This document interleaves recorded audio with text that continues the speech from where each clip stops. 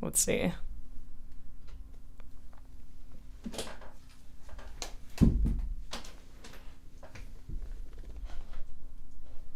I'm always like checking if this is working.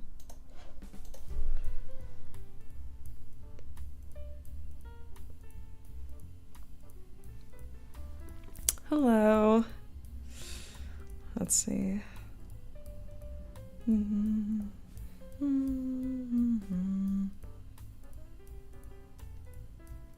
All right. Good morning, Elion. Good morning. I'm just chilling, making sure the stream works. How are you doing, friend? I'm doing well. I need my glasses. I don't know why I don't have my glasses.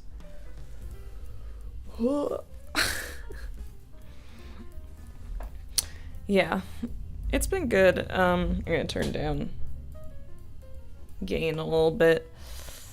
What are we doing today? Just another Q&A. I'm so sorry. I've held off on Armored Core for a while because I'm just like, oh gosh. I don't know if I'm like I need to replay some of Armored Core so I can get back into it, so that way when I stream it, it's not just like me figuring out the game half the time. I also might do the last boss fight I did on stream in my own time because I'm really struggling with that one, but we'll see. Nice eyelashes, Ellen. Thank you. Yes, this is the color of my eyelashes. No, it's just like eyeshadow. They like mix together. But yeah, this is the downside to why I'm like, should I stream with my glasses? It's because, good afternoon. It's because like they're so reflective. So you're just like seeing like the like webcam in my glasses. I'll try and take them off and maybe put them back on if... Actually, I'll just like increase the size of the chat. That way I can read it more.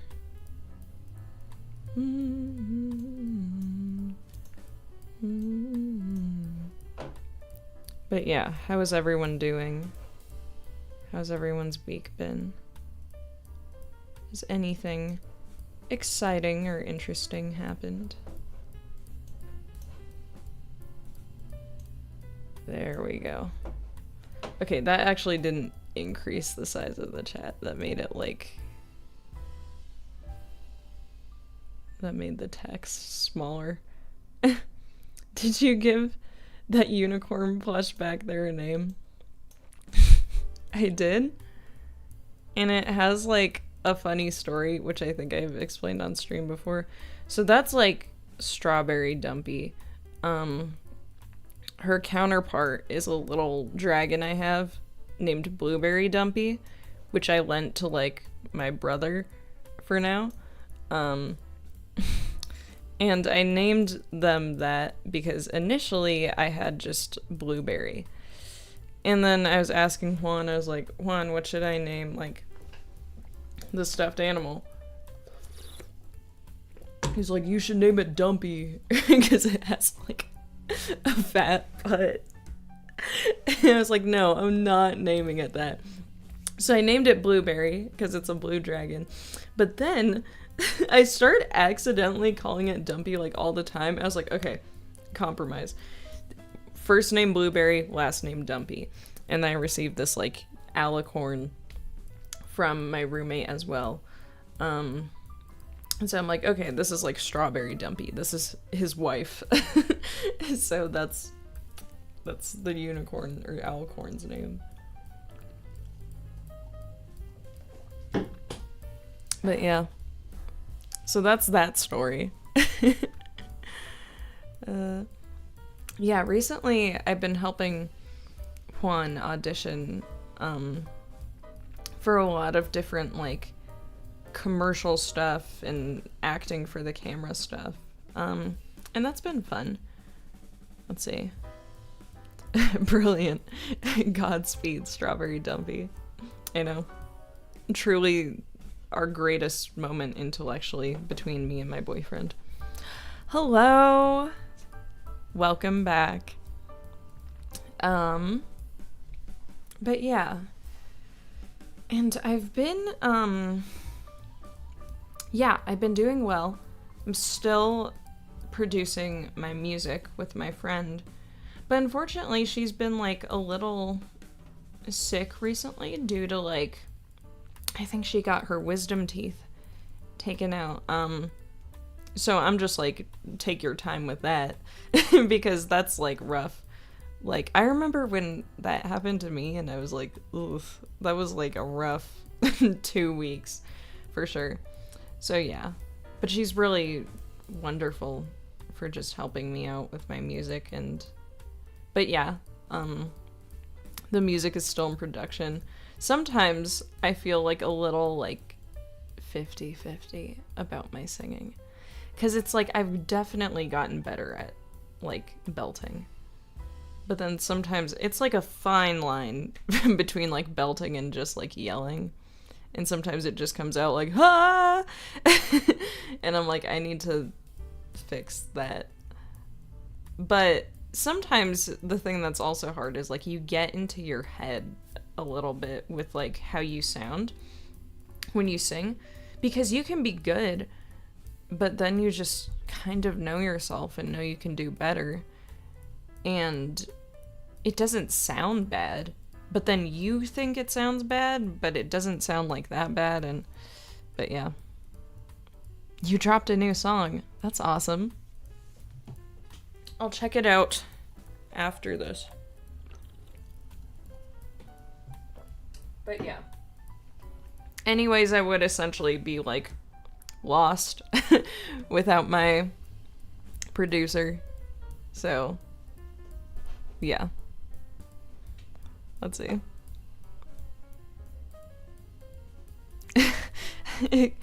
I ignore how bad my voice sounds because I know my producer is gonna make it peak. No, exactly. Like, I need to trust her because, yeah, she's much better at, like, editing and making things sound good. I think sometimes I am, like, I made the bold choice where, and it did come out on tempo, but I made the choice where I was like, I'm gonna, like, play guitar because it's a rock song, but, like, instead of just, like, synthetic sounds. And I was like, oh gosh. I had to redo a couple of things a couple of times because I'm like, I'm hoping this doesn't sound too messy. And I think what I just need to do is maybe have it where some parts are, like, a little more dynamic, where it's like, oh, this is, like, a little faded out and this is, like, louder. But yeah. But it's sounding good so far. By the way, the song is on my new music channel, not my main. Oh, I see. Is there a link to it in your channel?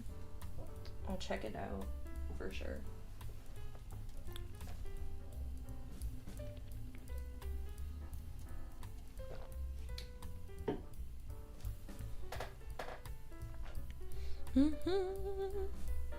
But yeah, I remember when I had, like, the music making streams on here.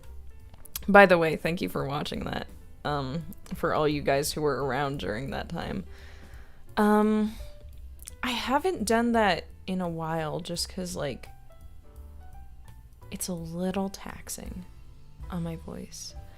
But, I mean, I guess it depends because, again, as I've said before, I think singing in a very classical type of style is actually pretty healthy for your voice. I think I'm just not super good at writing classical types of music. But, like, I mean, I try to do alternative cinematic sometimes, which is, like, has some classical inspiration, but still that alternative inspiration, and that's, yeah.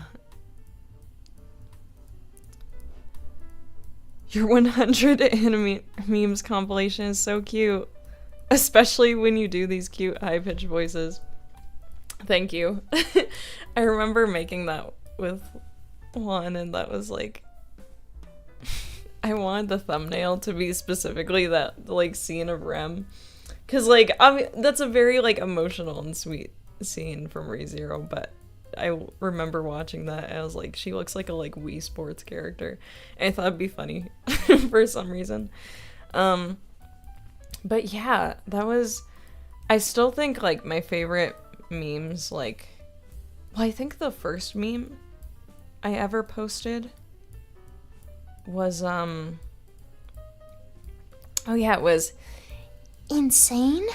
No, I'm just really silly.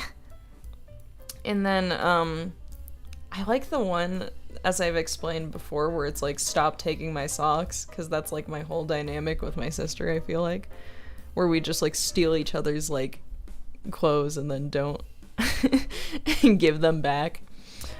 Who's Rem? But yeah, there's so many good memes out there.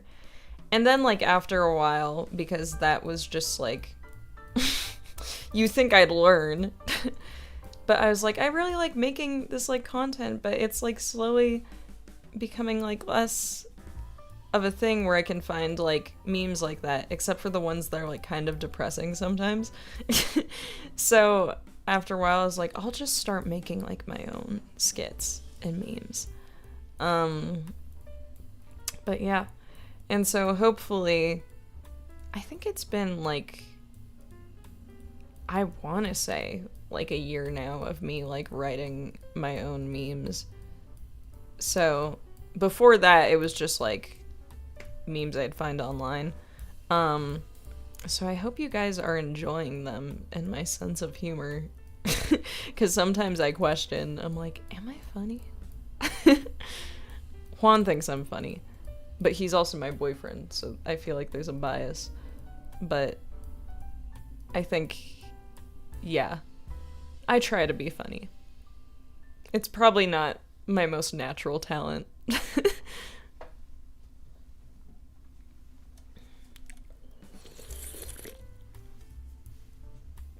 Sparkling water. But yeah, I'm trying to think of, I need to, like, get back into watching, like, some of the animes that are, like, continuing that me and Juan have been watching. Currently, we've kind of just been going through, like, Star Wars: The Clone Wars, which I really like. And now you guys are gonna be like, who's your favorite character? No. I'll just say it. Like, okay, in Clone Wars specifically, my favorite character is definitely Rex, probably. He's just, like, really cool. And then I think Anakin's super well written. Obi-Wan's good in, like, every rendition of Star Wars. I think, like, antagonist-wise, probably, like, the best antagonist in Star Wars to me is, like, so I think, like, Thrawn is up there. He's probably, like, in my opinion, the best one, because it's just, like, the fact that he's, like, I know that's in Star Wars Rebels, but it's just the fact that he's, like, not, like, a Sith, and he's, like, still, like, a formidable opponent, because he's, like, really, like, intellectual, and that's, like, kind of crazy to me whenever there's, like, characters like that. And then Darth Maul is obviously second, because everyone thinks, like, Darth Maul is, like, one of the best antagonists in that series. And then probably after that is, Cad Bane. Just because he's, like, yeah. I think he's really, like, well written as well. But yeah. That's my spiel. about Star Wars. But yeah, I've been going through like Clone Wars with one. And we need to continue like Kaiju number 8, I think. And then like this continues to happen to me all the time. Whenever there's an anime that I watch, I am stuck on that anime for a while, and I'm like, no show is gonna like match how good this anime is, which like isn't true. Like there's always gonna be like an anime that's like my next favorite anime for a while. But I feel like I've like watching like Solo Leveling. I really enjoy that. And like, okay, let me just explain to everyone the aspects of why I like Solo Leveling, because I think some people like, I mean, let's get this out of the way. Is it like the most intricate story? Probably not, but I think it's still like well written and fun. I think like my favorite things about it equate to like, okay, first off, I'm just a sucker for like really well animated action sequences. And like, it's so cool to see like A1 with like some of their older stuff and how they used to like animate it, and how it was like, it was never like bad, but it was like very simple. And then it's crazy because watching Solo Leveling, I was like, wow, they did like something, or had some kind of like just directing or animation team that now puts them on par like animation wise with Ufotable, which is like really crazy. Ryuko says hello, welcome to the stream. Like, and that's just insane to me. Like, it's really well done. But yeah. And then I think that like, I just think Genu is like a super entertaining character to watch in Solo Leveling.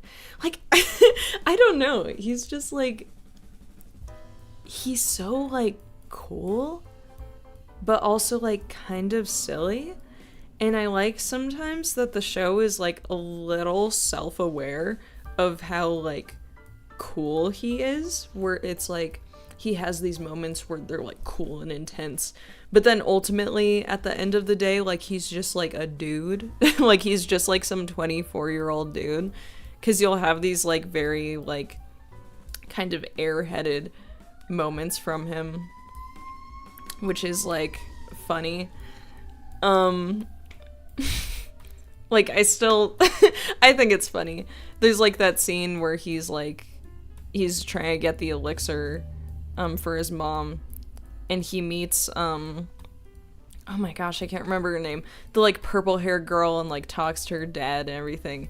And he's like, I'm taking your daughter with me. And he's like, wait, no, not like that. He's like, I just need her help to navigate. Like, and I don't know, I thought that was like kind of funny. And then again, I've said this before, but like the voice acting's really great. But I think it's like, it's interesting because I think Solo Leveling has done what's like typically a little bit of my problem with like characters who can kind of be like just a little too serious or too stoic, if that makes sense. I think there's a place in stories where that works out. But I think in Solo Leveling, it's like the main character still has these very like sweet and very human and very like, I don't know, just kind of like vulnerable moments, I guess. Like I like that whole scene where he's hanging out with why do I forget everyone's names in the show? Like Jinho, and they're just like getting food and everything. and like Gino's talking about like his like family issues with like how his dad thinks his like older brother's like better than him and everything, and he's like, I wish I had like an older brother like you. And then Gino's like, oh, then I guess like you can like think of me as like your older brother. And I was like, oh, that's like so sweet. And like I don't know, that like touched me. And then obviously the scene where his like he gives the elixir to his mom, like everything about that scene is beautiful, and just how they like, I don't know, like they just made it like a very emotional moment, and I really appreciated that. And you, in that like moment, you kind of realize the fact where it's like, oh wow, like he's actually been through a lot. Like he has gotten like super strong, but he's had to like essentially like provide for like his sister and his mom's like medical bills for like 4 years, and he's been like mocked consistently, and now he's able to get stronger, but he's had people who betray him. He's literally had to like he's been pushed to like the breaking point like several times, and he's like just had to do like all of these like really difficult things. And then seeing him just kind of like break down like that, I'm like, wow, that's such a really vulnerable moment, and I liked it. Did someone say I am not wearing my glasses?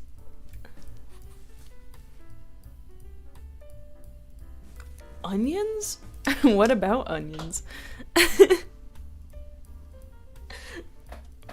Oh gosh. Welcome to the stream. But yeah, that's my rant about solo leveling. Truly a big brain moment. But yeah, I think also like me and Juan were like discussing this and talking about it, and we were like, I think we like this because this feels like something we would have like watched or written when we were younger. Like we're like, this dude fights all the monsters and he gets like really strong. Like we're like, yeah, that's something we would have enjoyed when in our youth and still enjoy. Like, as many of you know, my favorite movie of all time is Pacific Rim. I think like Pacific Rim it's just so good. I love the music too, and just like the action as well, and like it's so like it's very tropey sometimes, but I kind of like that, especially in science fiction. But yeah, what are what are some of your guys' favorite anime or favorite shows that you're, or even just anime you're watching right now? Cause yeah, I feel like I'm caught up on what's like the most popular shows at the moment. I have a confession to make. So, no, I think I watched it. Wait. Okay, here's what I think happened.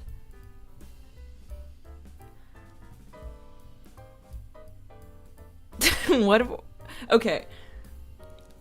I think I read the rest of the Attack on Titan manga.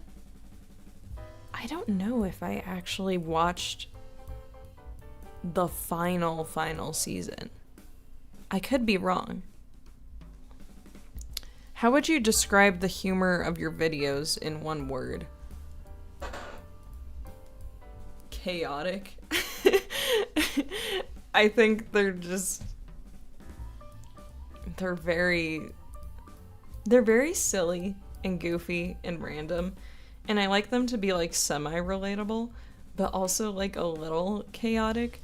But sometimes it's been like awkward in the past, because like I remember there was one job I was working a long time ago in like a recreation staff, and sometimes I'd be like working with some people and I'd be like, oh yeah, I do like voice acting and everything, and I like have a YouTube channel. It'd be like, oh cool, can I see your videos? And I was like, okay. And so I'd show them like some of the memes where I'm like, this one's like pretty funny, probably collectively funny to everyone, and they'd just be watching like dead silence, and they'd be like like just not laughing at all, and I'd just be like showing them the video. And I think they just thought it was bizarre because I don't think that many people comprehend the concept of voice acting, where it's like, yeah, there's someone behind a microphone doing silly voices. But also some of those videos, I just don't think that kind of like chaotic or random type of humor was their sense of humor. But it depends. Like, so yeah, that's occasionally that's been interesting. Because I've had some people who've seen my videos and they're like, oh my gosh, that's like really cool and really funny, and you're like so good at doing voices like that. And I like show my videos to other people and they're like, what the heck is this? But yeah.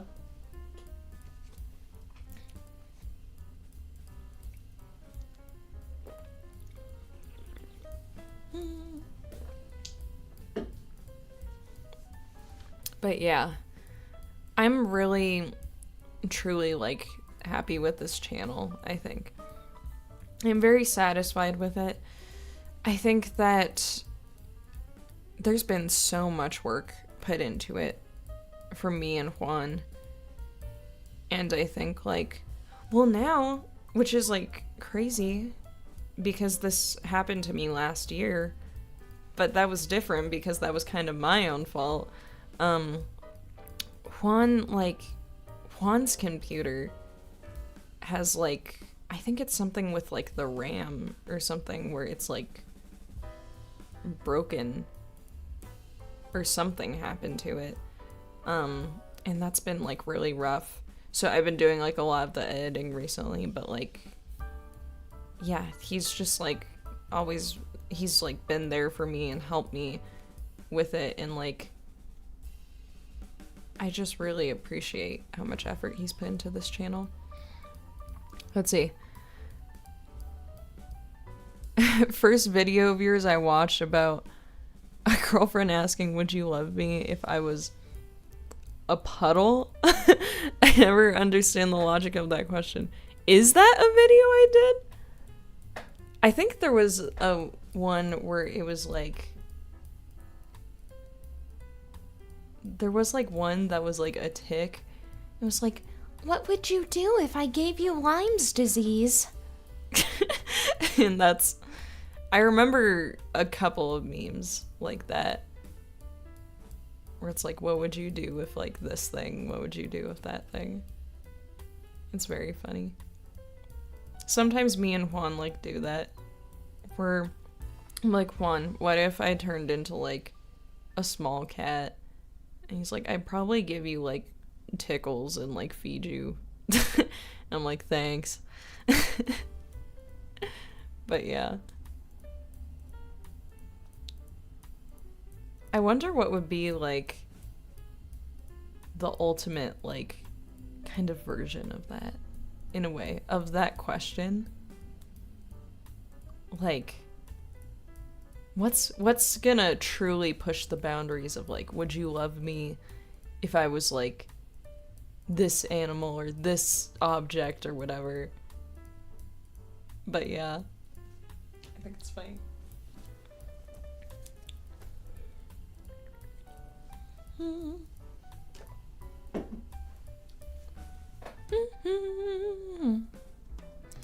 I really need to replace my violin strings, if I'm being honest. Well, I haven't taken a look at my violin in a while, so hopefully with all the weather changes, my violin is doing fine. But yeah, I'm poor. So I've been neglecting checking out my violin strings. Luckily, like, at my job, we have some, like, violins in the back that I've been using, which I've been working on, like, songs from Free Rin, and then songs from Solo Leveling. the Solo Leveling songs are a lot harder. Because Frieren is it kind of embraces, I feel like, at least with Evan Call's music, like, the, like, fiddle type of thing, and then, like, flute. And so, like, you get these, like, pretty, like, simple tunes, which are really nice, that sometimes you can, like, play on your own. Solo Leveling is more, like, grand, like, orchestral, like, it's all of the group making one sound, and you just have to, like, listen so closely to, like, every sound. Favorite K-pop Demon Hunters character? I do like Rumi. I think I also very much related to Rumi when I watched that movie, just because of, like, in the sense of, since I had to go on, like, vocal rest a lot last year, I was like, oh yeah, that's I feel that struggle for sure of, like, singing, and some of that being tied into, like, kind of self-worth and self-love type of themes, and I'm like, that's actually true for both how I feel sometimes, and then also things with singing, where it's like sometimes you just don't think you're, like, a good enough, like, singer, but you'll get there. I love Zoe, she's so silly. Yeah, Zoe's the best. She's hilarious. Juan thinks I'm, like, a mix between, like, Zoe and Rumi, because I'm probably a little more goofy like Zoe, but I think in terms of just, like, you look good, thank you. In terms of, like, certain vocal struggles and everything, and life struggles, he thinks I'm similar to Rumi as well. Let's see. Oh, I misremember. Is it actually... Oh, yeah, I know what meme you're talking about, where it's, like, the girl and, like, her boyfriend, I assume, where she's like, Babe, would you still love me if I didn't exist? Then Juan's like, yes, of course I would. He's like, she's completely insane. I love that meme. But yeah. I appreciate, like, Juan's voice acting in that. I remember, because I'm so anxious, this was, like, so dumb at the time. I was like, Juan, what if people see this meme and think you actually hate me? He's like, I don't interpret, like, the meme that way, but, like, he's like, I don't think anyone's gonna, like, read into it like that. And then I realized at the time, I was like, yeah, I'm just being over anxious. It's Juan Sanchez Sarabia now. Yes, it is. For those of you who don't know, Juan on his, like, YouTube channel, well, mostly just his, like, acting YouTube channel and platform, and for his acting name, like, he realized, I mean, we realized a long time ago, we were like, there are so many Juan Sanchez's in acting. I lucked out because I'm like, Juan's like, yeah, even when we get married someday, I'm just gonna still use my name for acting, because it's, like, memorable. So he decided to use, like, his mother's, like, maiden name with his last name as well, because that's just, like, a little more memorable than just, like, Juan Sanchez. So now, in the acting world, he goes by Juan Sanchez Sarabia. But yeah.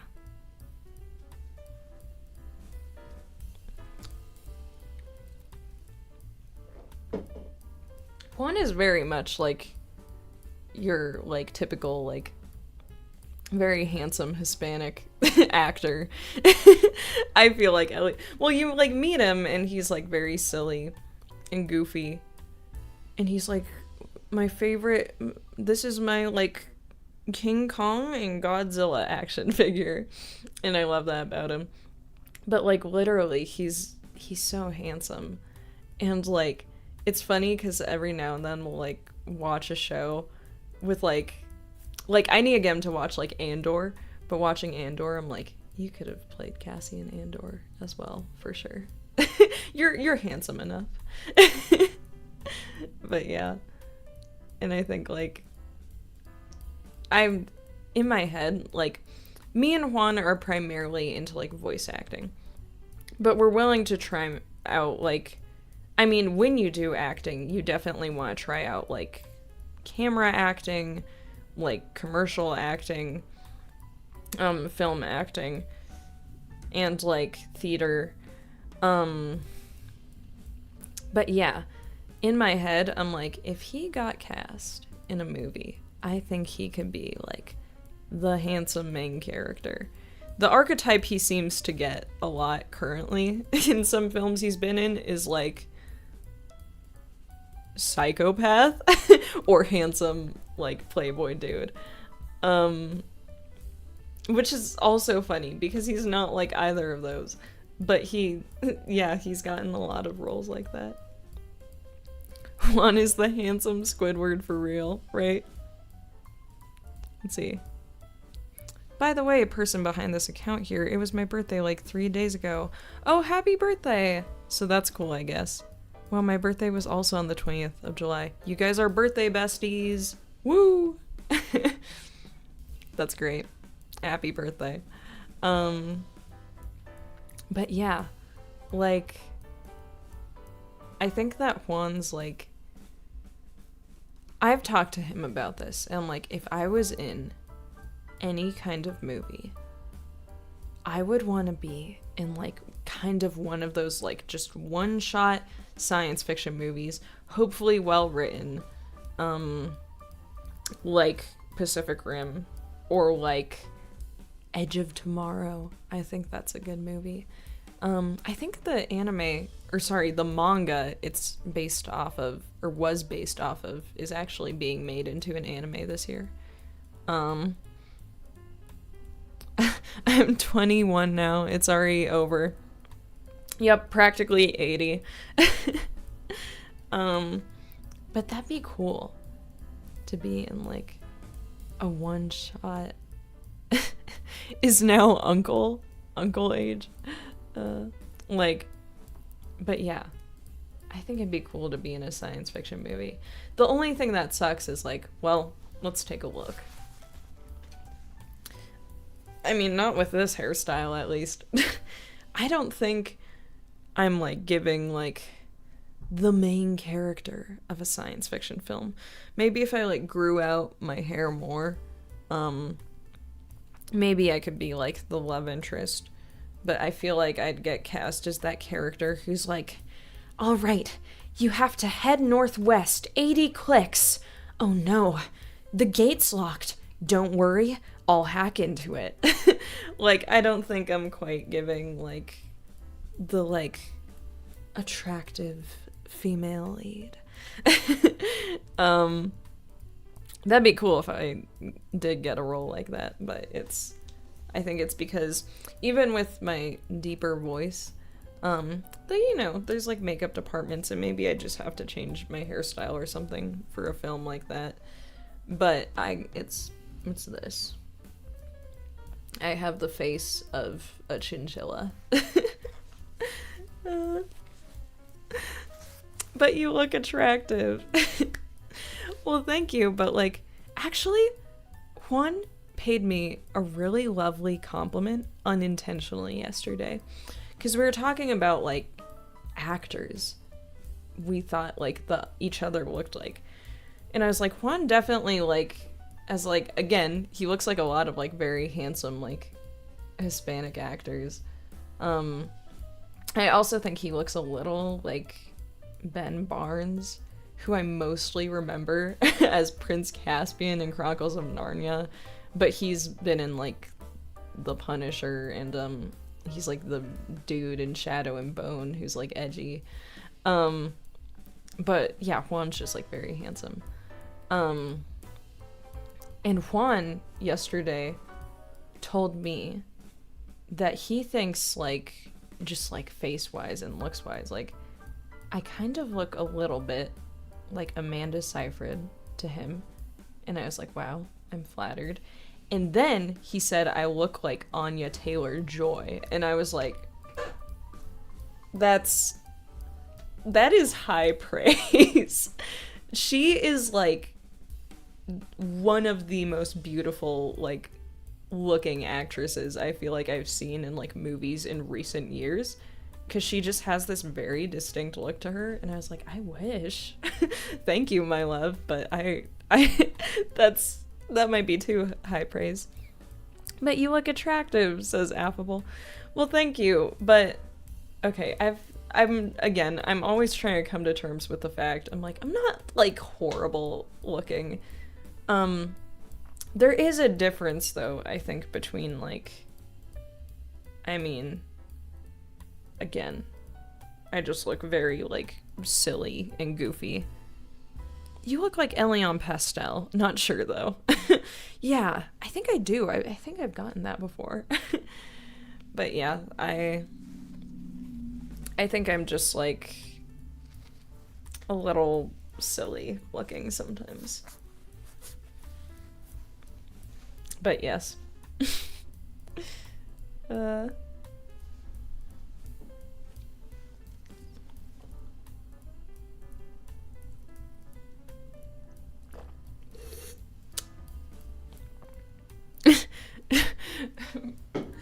But well, says Juan Sanchez Sarabia. That was the very American way of saying it. No, the very American way of saying it would be like Juan Sanchez Sarabia. Oh my gosh, hi Juan. Hi Juan. Welcome to the stream. Are you awake, my love? I mean, obviously he's awake. Juan's kind of like a koala. He like sleeps a lot for a long time. But to be fair, I'm always like, 5 hours of sleep seems reasonable to me. It's the Juan piece. The Juan, that actually works as like, funnily enough.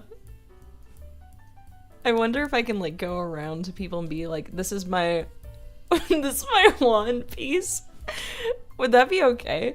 I mean, he's the only Juan for me, for sure. But like, I think it'd be funny.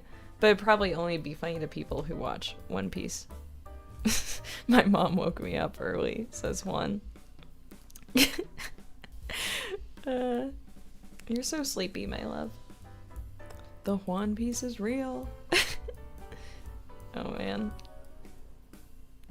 Yeah, we need to get your computer fixed, Juan. That way I can play more video games with you. What did you send? I'm so sorry, my love. I'm not wearing my glasses.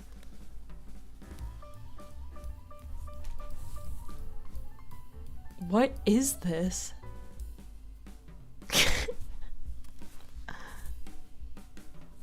You're gonna have to explain the image you send, because I think I just have the worst eyesight. Oh gosh. But yeah. After this, my love, we can watch some Star Wars The Clone Wars. Or we'll watch a movie. Can you do an Ash Ketchum impression? I think I can do like the kind of archetype of Ash Ketchum. Like, 'cause doesn't he talk like this, kind of? But like more raspy? But yeah, that's the archetype. Juan, what are you sending? What is this? If I expand the thing, will I be able to see it better? I have no clue what Juan is like putting in the chat. What is this, my love? Have I watched... What is this show?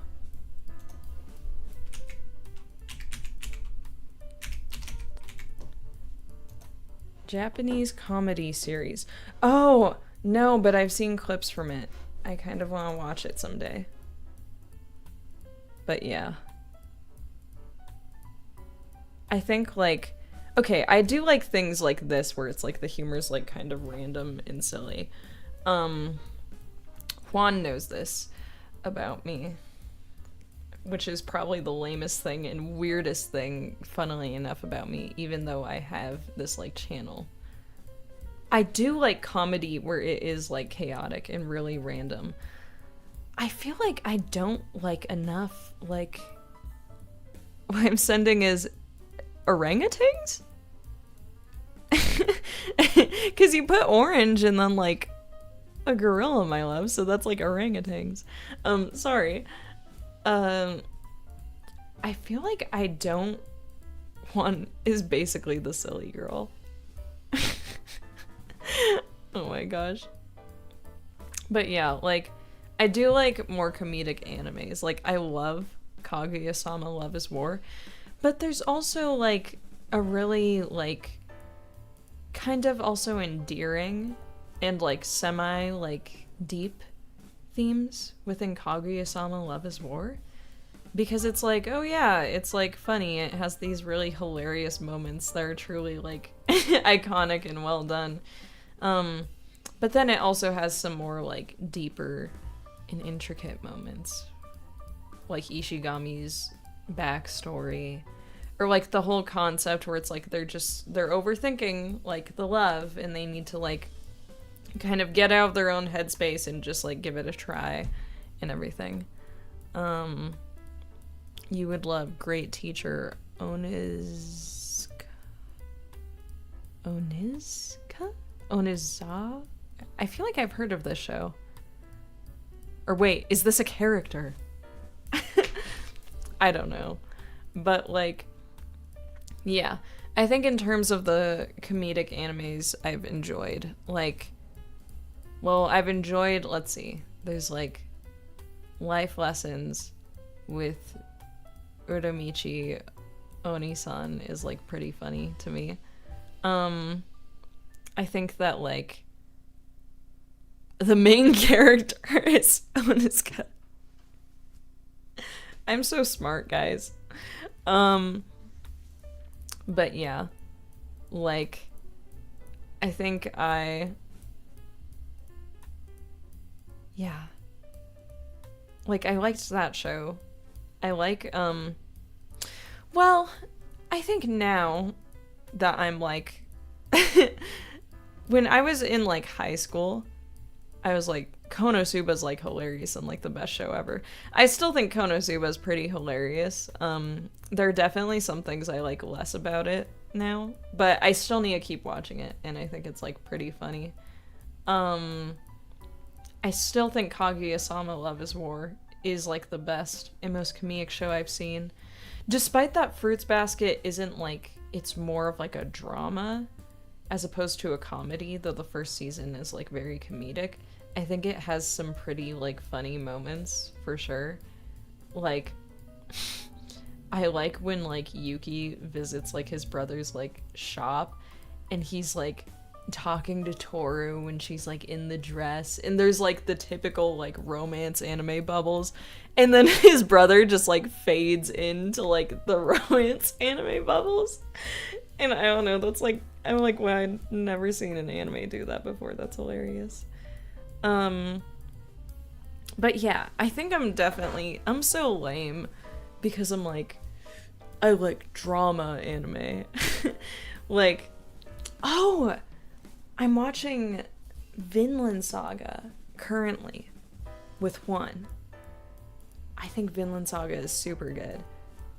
I love the comedy of One Punch Man. It is pretty great, I will say that. Like, even though, like, I think I like Kill la Kill a little more as a satire. But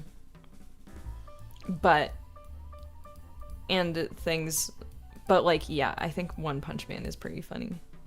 Let's see. I also like drama more than action anime, not gonna lie. No, yeah, like, well, thinking about, again, Re:Zero, it's like, the main thing that makes that show so great is definitely, like, the story. Even with the super good action sequences in season 3, I'm like, I still think the story is what stands out to me. I'm trying to think of other, like, drama animes I really like. I like Violet Evergarden. I like Vivi Fluorite Eyes song. I kind of wish they, like, dubbed the singing for that one. I understand why they probably didn't, because it probably just would have taken, like, so much time.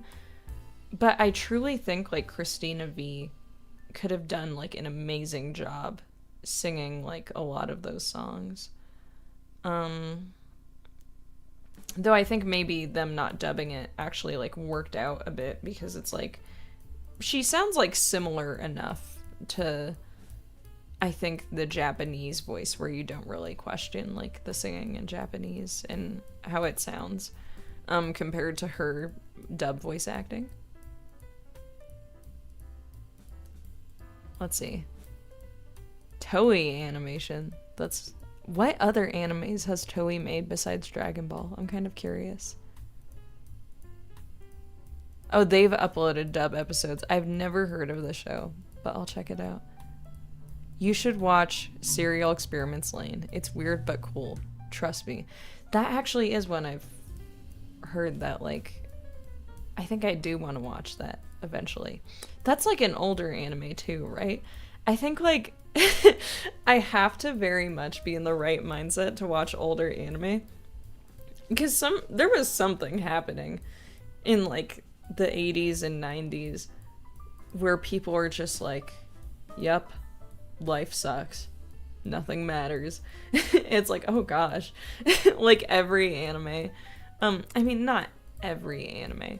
But even looking at, like, is this 90s? This feels like early 2000s to me, but maybe it's 90s. Even looking at, like, some of the, like, romance anime, like Nana, I'm like, oh wow, that's, like, this is, like, really, like, dark a bit sometimes, and, like, depressing. Though I actually think I've only read, like, bits of the manga, but not watched, like, the anime. But yeah, it's like, I'm not opposed to super dark anime. I mean, obviously, if I watch, like, Re:Zero. But that's the thing, I don't watch Re:Zero because it's, like, dark. I watch Re:Zero because I think it's, like, telling this story about, like, self-love and growth.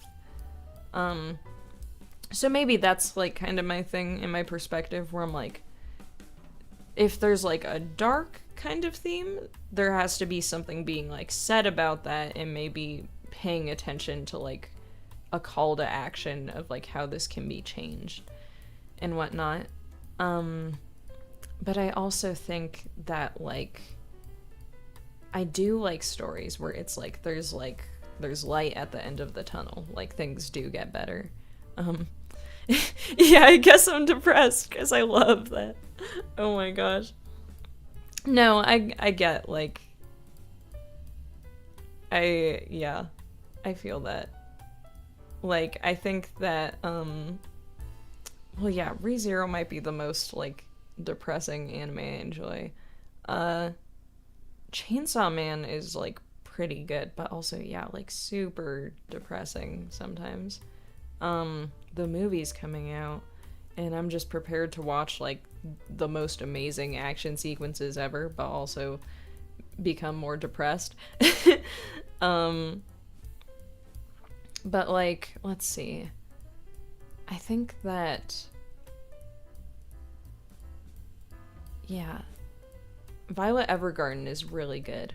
Sometimes has, like, depressing and sad moments.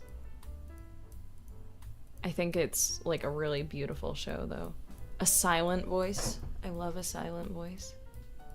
I feel like I don't talk enough about, like, I always talk about the animes that are, like, the most recently stuck in my head.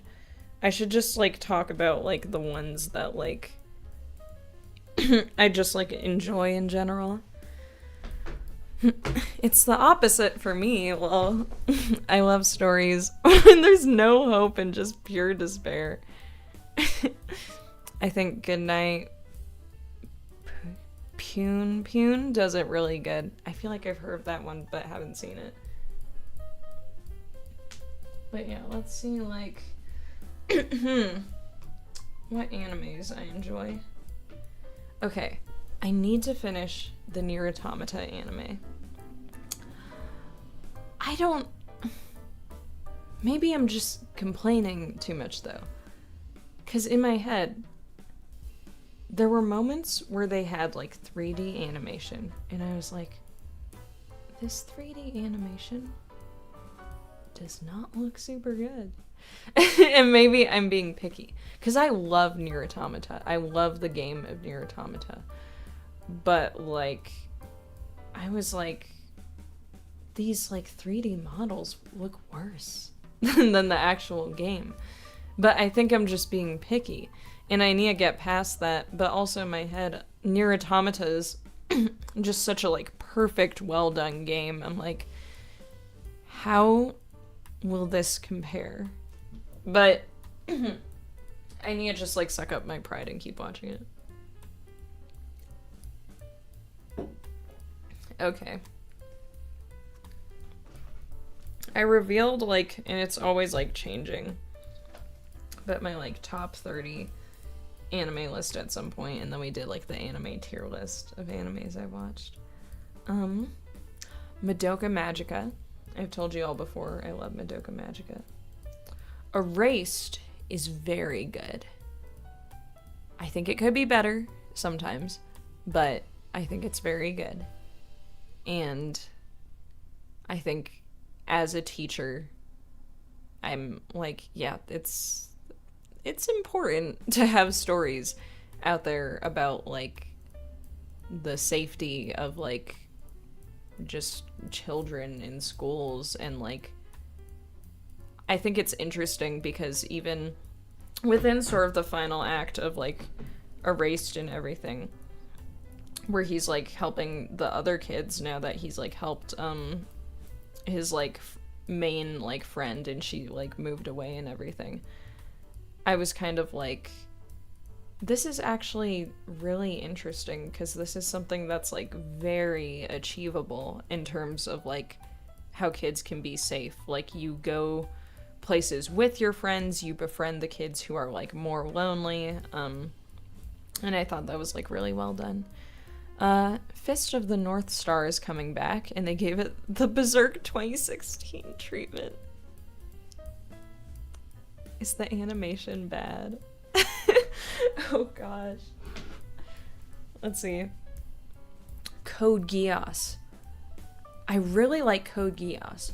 That's an interesting story because I think the story in itself, like the premise, it's alright. What really drives that show, though, is just, like, Lelouch as a main character. Lelouch is, like, just so interesting and, like, I think really, in my head, I think is maybe, like, the pinnacle of, like, I don't know, like, some people perceive him as, like, a morally gray character, and, like, he kind of is, but I think ultimately almost not a bit, because he kind of knew that, like, at the end of everything, he's like, if I achieve what I want to achieve, I'm going to become, like, the kind of person that is, or at least in the eyes of the public, and what I'd have to become is the kind of person who was, like, the problem with how things were run in the first place. And it's so, like, sad that he, like, comes to this conclusion where he's like, I have to, like, die, essentially, because of, what I've, like, done and what's happened. But, like, yeah, it's really well done. And I think he might be one of the only, like, more morally gray characters, I feel like, at least, that's, like, I'm like, I think it's interesting, because he is morally gray, but he's, like, a good person. I think, like, most anime, when they kind of do that, the character goes in, like, a more, like, light Yagami direction, where it's like, yeah, you can, like, put into question like the ethics of what they're doing. Is this ultimately good? Is this ultimately bad? But this character is like not a good person. So I think it's interesting to see a character where it's like you put into question the ethics of what they're doing, but they are ultimately kind of a good and caring person. And I love that in Code Geass.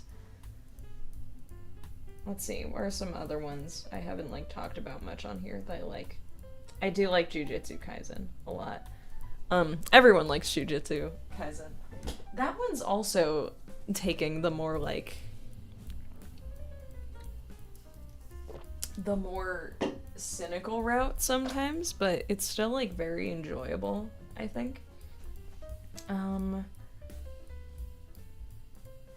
Let's see. My Hero Academia. I really love that show. And I can't wait for when it finishes up. And I think that, like, again, it's such an incredible show. I think, like, there's so many characters to like in that show, too. Like, that's a hard feat in itself to achieve, where you have, like, 1 million characters, but all of them are, like, fun and interesting. But yeah. Beastars. That one's actually good too, though I didn't watch the most recent season yet. I think that's the final season, but I have to watch it. Yeah, that show's also like really interesting. But yeah. Let's see. Ultraman. Okay, so first off, I watched like the Ultraman Rising movie recently with like my boyfriend.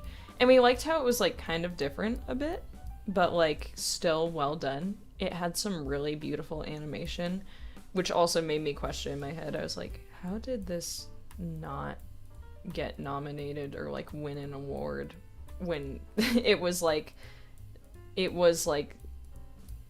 Oscars or something, like, because that movie was like just amazing. It was also really cute because like Juan would catch on to all these little like kaiju movie or like old Ultraman references when we were like watching the movie. Like at one point the like little like baby kaiju like does this little dance and Juan was like, that's the Godzilla dance. I was like, the what? He's like, yeah, you haven't. I was like, no, what dance? And he's like, from this like Godzilla movie. And he showed me like a clip and it's like Godzilla doing this like victory dance. I was like, oh my gosh, that's so cute and like funny. I love this chill stream after getting like, beat by Elden Ring repeatedly. I'm so sorry, dude. Have you ever thought of just giving up? No. That's how I feel sometimes that's how I'm feeling with Armored Core a little bit right now. So I'm like, no, I have to play Armored Core. Let's see.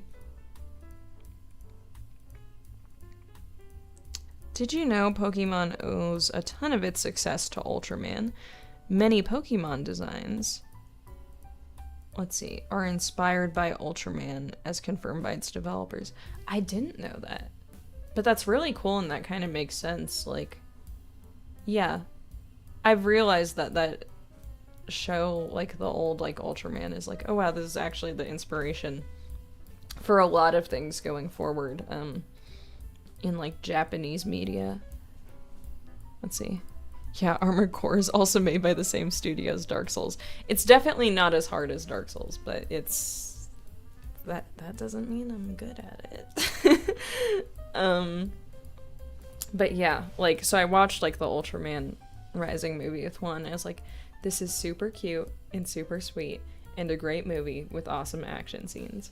But I also watched the Ultraman anime, which is like pretty different because in like, I mean, well, honestly, you could almost say they're like, well, it depends. I haven't seen the old show. They're both like, the Ultraman anime is based more around the manga, and that one's more like aliens instead of like kaijus. And the movie aligns more with like the kaiju's kind of themes and like the older Ultraman. But yeah, so watching like the anime, it's like, I think it's pretty different. It's a lot more intense, but I like that one too. And like, I think that one also has a lot of good characters. The only character, which I think I noticed, like, they didn't like spend enough time, or they didn't do like all of the manga, I think, which is a shame, because I think there were some like interesting moments in the manga. Do you like sandboxes like Minecraft? Like, wait, like sandboxes at a playground? Or sandboxes, are there sandboxes in Minecraft? Is there a mod? But like, yeah, like I like the like Ultraman show, the more like 3D animation one. That one has like some really great fight scenes which are like memorable. And I also like just like the vibe of it. I think like Juan thinks I'm like Rena Sayama, and I'm like, oh. He's like, 'cause you sing and you like look like her, and I'm like, that's very sweet. But like, I think like it was like kind of funny and like surprising a bit. Not that this actor did like necessarily bad, though. I do think like ultimately when it comes down to it, it's like the more familiar you are with dub voice acting, the better you're probably gonna be at it. The more familiar with voice acting you are in general, the better you're gonna be at that. And it was like Josh Hutcherson as Shinjiro, and like I think he did good. I do think that it's okay, like again, hot take. I think when Hollywood actors do voice acting, I think they're trying their best. But I just think there are these years of practicing voice acting that you have to put in like a lot of that work to get like really good at voice acting, and they mostly focus on film, and so sometimes their voice acting, it needs some work, but it wasn't bad. I thought it was like a pretty good performance. But also I was kind of hyped because like Liam O'Brien, I feel like is never in like enough like animes that I've seen, but he's such a good voice actor. And so I was like so happy that he was like Moriboshi in Ultraman, because I was like, yes, finally an anime with Liam O'Brien as a central character. Let's see. Sandboxes are a game genre. Minecraft is that kind of game. Oh, I guess like, so you're talking about like you can just explore and like do things kind of games, I guess. I like games like that. It depends though. I don't know if I've seen too many games that are similar to Minecraft. Is Terraria like that? That's what I've heard. But yeah, like, I think that I also think, okay, Moriboshi is like pretty cool, and Moriboshi was definitely my favorite character in the first season. By the second and third season, I was like Taro all the way. Like, Ultraman Taro was my favorite character in that, which is like it's so basic of me because I just always like the characters who are like, maybe when I was younger I was like the edgy characters, but now I'm like the characters who are like good and gentlemanly, and sometimes like Boy Scouts kind of, where it's like they're like, you know, the like archetype, like I said Boy Scouts like when I was never into like Boy Scouts at any point in my, not in like the literal sense. I mean Boy Scouts in like the personality, where it's like you have someone who's just like really wanting to like uphold like the good things to the group, sometimes to the point where they can be a little like blind to certain things, where they're like, you know, they're like, I'm telling on you, like, we can't do this. But it's like sometimes certain things like need to be done in the story for like the betterment of like the characters and like the plot and everything. But like that's like the like Boy Scout kind of like personality type. Like when I was younger, I had a crush on like Captain America.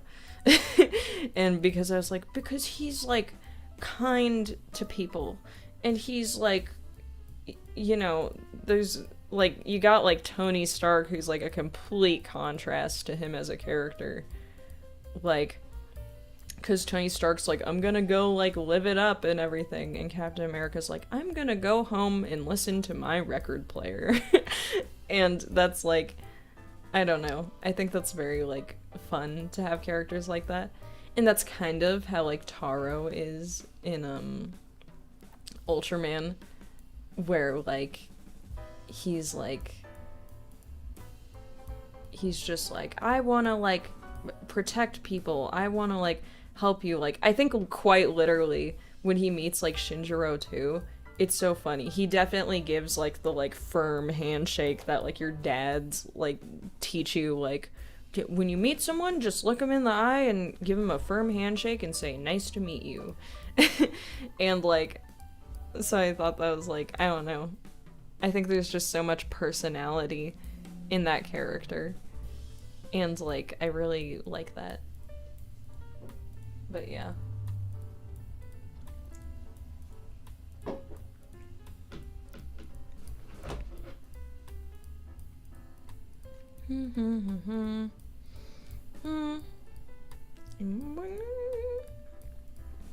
The piano music.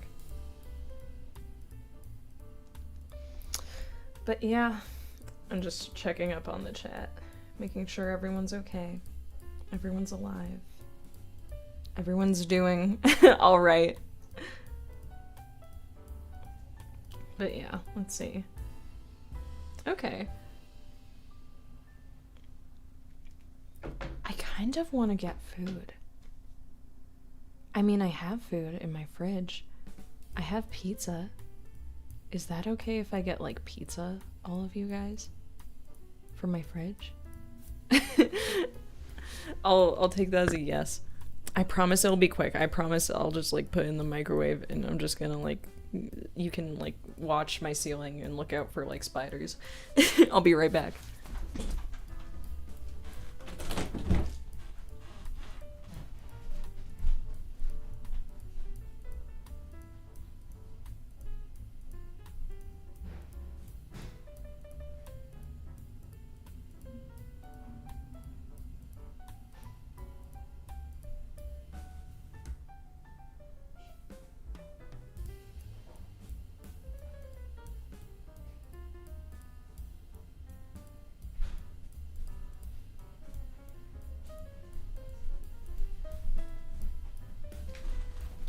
I'm gonna eat the cheese bread I have, but side note, I thought this was funny. On my pizza box in the fridge, I wrote on it in Sharpie, property of Noel. But yeah, I'll be back.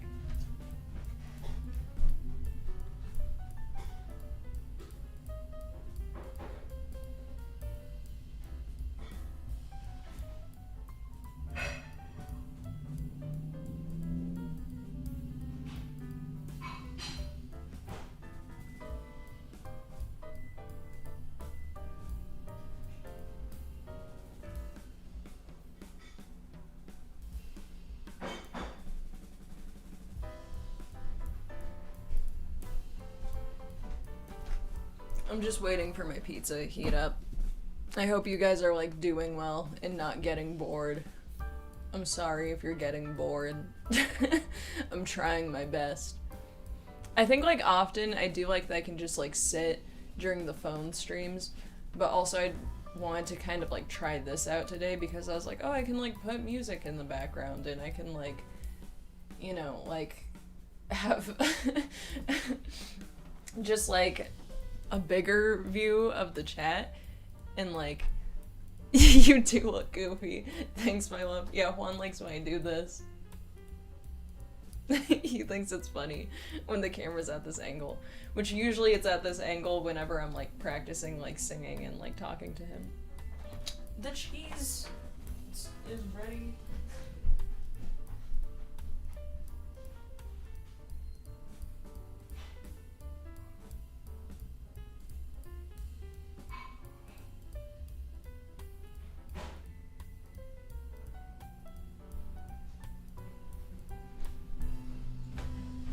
"30 more seconds."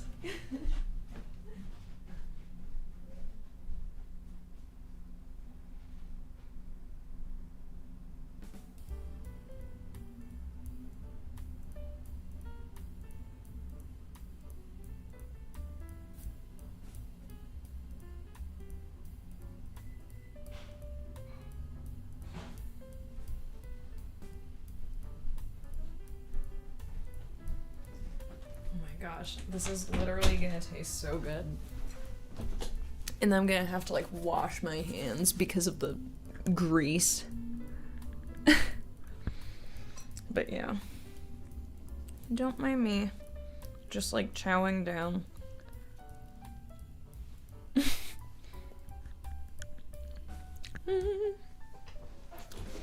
Okay, what's your guys' like favorite pizza? Because I'm a pepperoni pizza person. And if I have to get more than one topping, because you always want like those Domino's deals, right? I like to put on it like onions and mushrooms.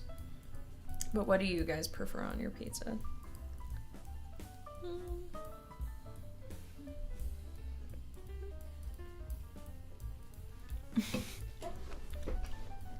I should sit forward more.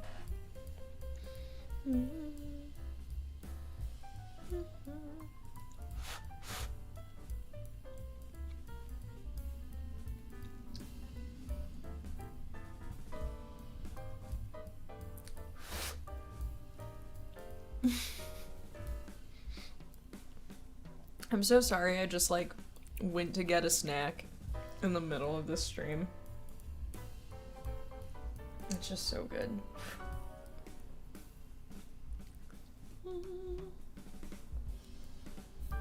Oh man.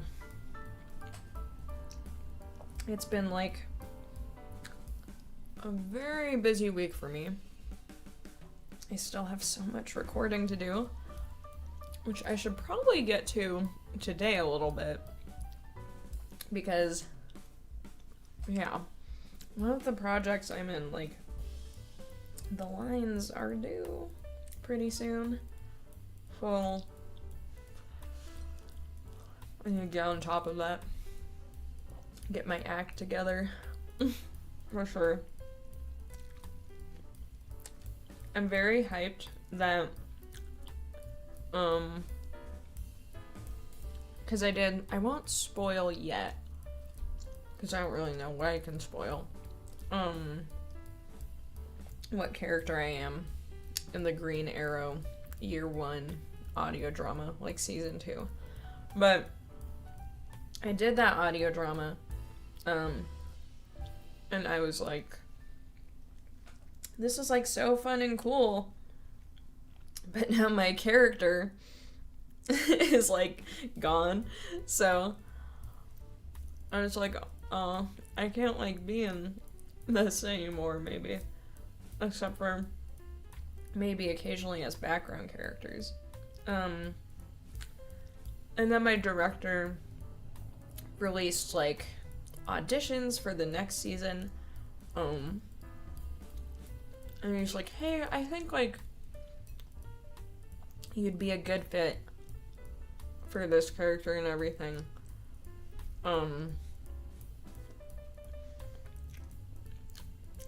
Which, like, okay, I think I can spoil this. Like,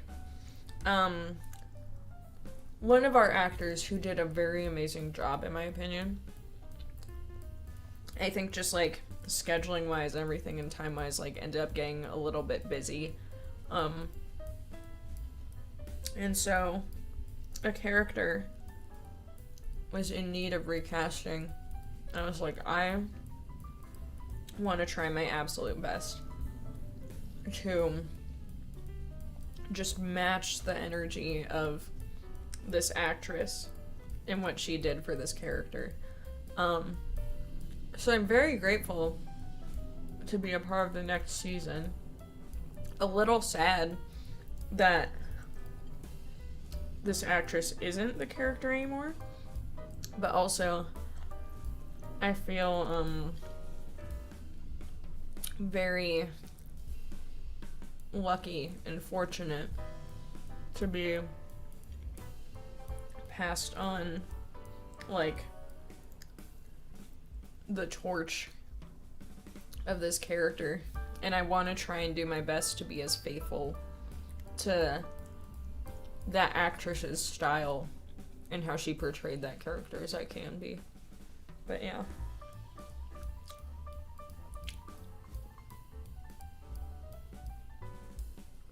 But yeah, I had fun. What did I say? I had fun playing the antagonist I got to play in season 1. I think, like, I just got to be, like, intense. In hindsight, I think I should have maybe had moments where I'm like, I should have, like, voiced things a little, like, louder or a little more intensely. But that was good because I learned that through recording for that project. And yeah. But I think ultimately,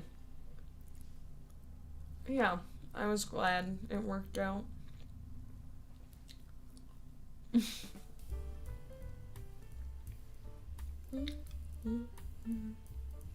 But yeah. And then I'm still recording. Or actually, I finished recording all of my lines for the continuation of the Batman Year 1 audio drama, in which I play Vicky Vale, as well as Martha Wayne, and a couple of other side characters. I think that was something where continuing to record for that character, I kind of had a moment where I was like, okay, I think that I have chosen, both for the character I'm now playing in Green Arrow and the character I'm playing, Vicky Vale, in the Batman audio dramas, like, I've chosen very similar voices for them. And they're definitely similar people, but pretty different at the same time. At least in probably how they interact with people. Maybe similar in, like, their, like, ideals. But I was like, I just need to... How can I make this character feel, like, a little different from that character and, like, more distinct? And so with my voice acting, I kind of had to, like, really take just a little more time, like, looking at the lines and being like, okay, like, let's try and say it, like, these different ways with these different goals in mind. And, like, see how that goes. Because, you know, you can have a character say something like, tell me what you know, and everything. But it completely creates a difference for that character if she's like, tell me what you know. Or just like, tell me what you know. Or even just like, tell me what you know. Like, that's, you know. And usually you don't want to emphasize, like, the word you too much, as I've learned from Juan in, like, voice acting sometimes. But the way you say a line, it's not just about, like, you want to give your director, like, different takes with different inflections. You also want to make sure you're putting enough personality behind those characters in a way where it's like, I could have a character, like, say just all of these things that are I could have them say it in a very, like, rude kind of manner or a very considerate kind of manner. And you have to consider, are they a more considerate person, or are they a more, maybe, like, impolite person? Maybe they're, like, in between. Maybe they're just having an off day and this is, like, a one-time, like, instance for them and everything. And it's hard sometimes for me, I think, like, just, you can get into the headspace of it's easy for me to get into the headspace of the characters. It's harder to choose vocally how that's gonna come out in a performance. Which is also why sometimes I like looking at what other actors do for certain characters. And I like contrasting different actors' acting styles and also kind of seeing, like, this character is, like, this kind of archetype, clearly, but they're, like, doing something a little different here. Like, I actually expressed this to, like, Max Middleman when I got to, like, meet him at a convention. But he played Bedivere in Fate, which was super interesting because, like, just... except for maybe Red in Final Fantasy, I don't think he, like, vocally is typically cast as, like, the more, like, serious kind of, like, somewhat, like, edgy, but Bedivere's not, like, super edgy, but definitely, like, the loner type of character. And I expressed to him, I was like, it was so interesting, just, like, seeing you, like, perform that, like, vocally and everything. He's like, no, yeah, that was, like, a really, like, cool role for me to play, and, like, just doing that, like, archetype, but with, like, so many, like, factors.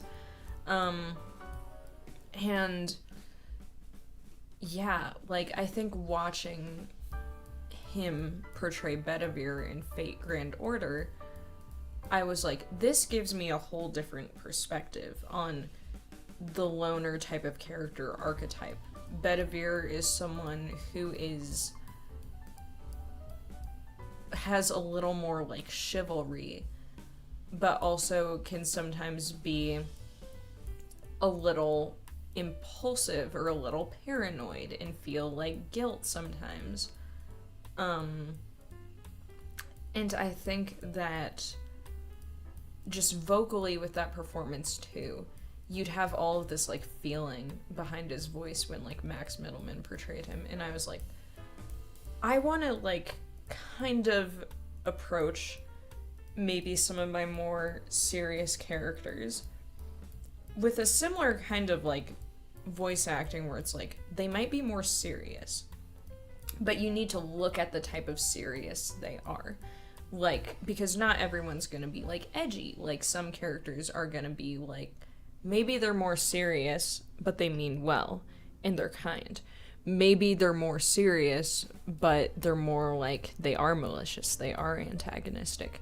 Maybe they're more serious, but they don't know that they're coming off as serious. Or maybe they're trying to be more serious because they've, like, taken this leadership position or whatnot. And so that's... I think it's challenged me a bit. And there's so many voice actors that have, like, watching their performances, I'm like, this is good for me and a challenge for me to look at my voice acting and I'm like, okay, I have the archetypes down. How can I make the archetypes significant and memorable and differ just a little bit, where instead of just the archetype, they feel like a fleshed out person? And I think that's been really great in terms of just, like, something helpful to my voice acting. But yeah.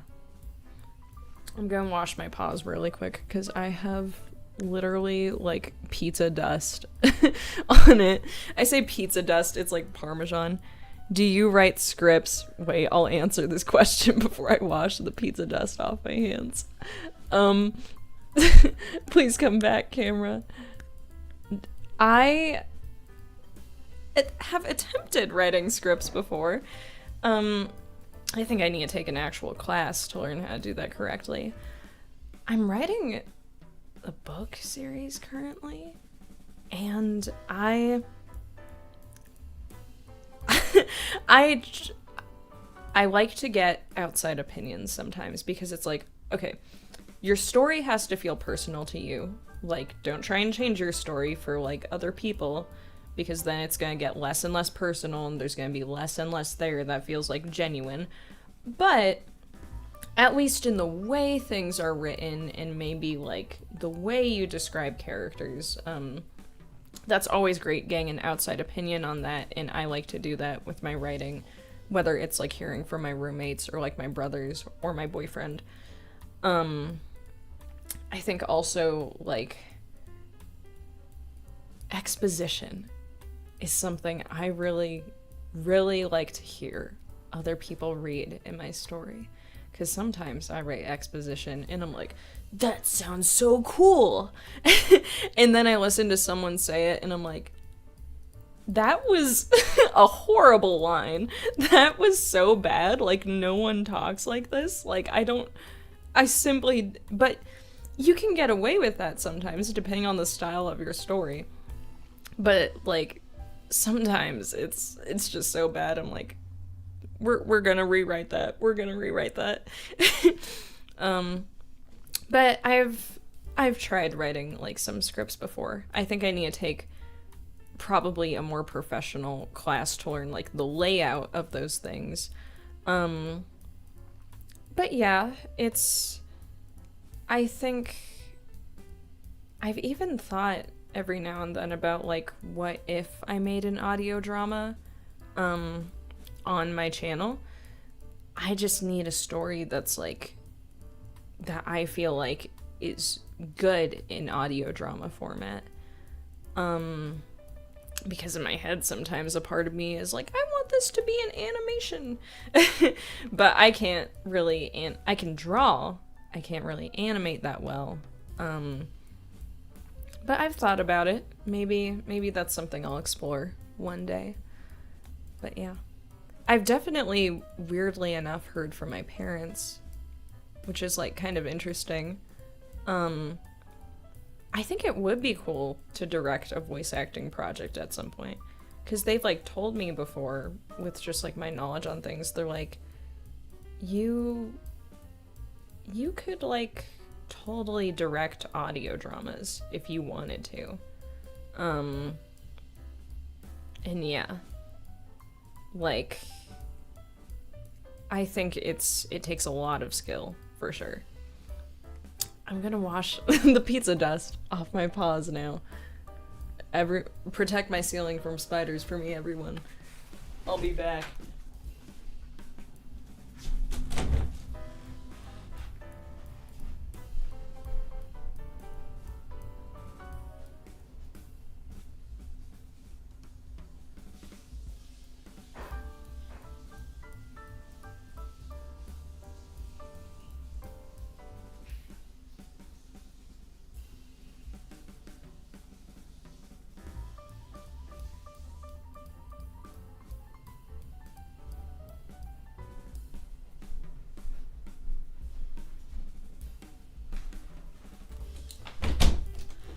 Okay, I kind of need to use the bathroom too. So I'm gonna, like, yeah, I'm gonna turn up the music so you guys don't have to hear just, like, the flushing of toilet noises. Saw a spider. Where? Oh my gosh. That's totally, like, spiders scare me so bad. Alright.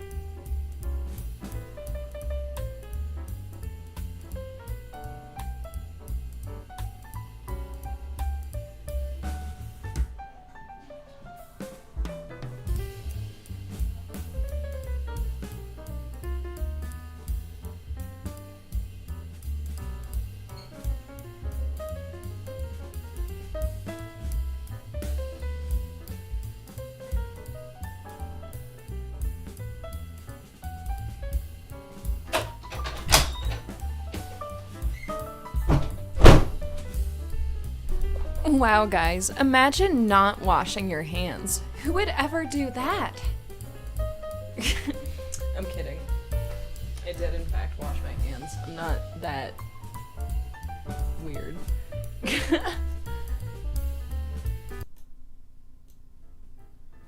There we go.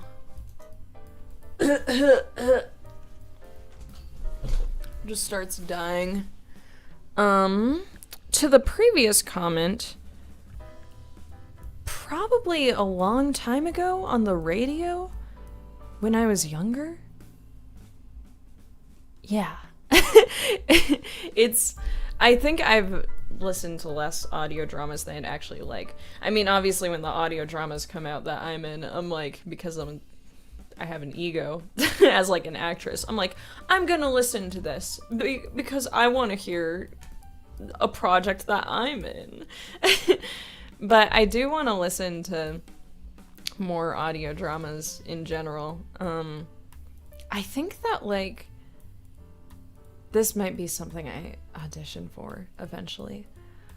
I've always thought it'd be really fun and really cool to be in some kind of more like horror / thriller audio drama, especially the ones that are like kind of science fiction. I think that would be cool, but I need to be more frequent in looking for auditions. I should probably audition today. But yeah, actually, we got a couple minutes left on stream. What if I did some auditions with you guys? Actually, that might be better for another stream. We'll do that for another stream. But look for that in the future. I'll let you guys be a part of my auditioning process. I gotta move this down a bit. But yeah, I've also been wondering if I should like put out there my singing capabilities more.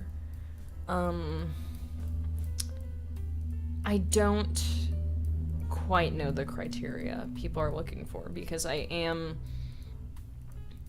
I'm probably better at singing in classical styles currently than things like pop.